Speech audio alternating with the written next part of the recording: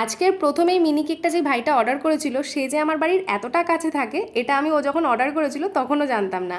ওর cake নিয়ে কোনোই demand ছিল না, ও বলেই দিয়েছিল দিদি তুমি বানিয়ে দিও তোমার পছন্দ মতন।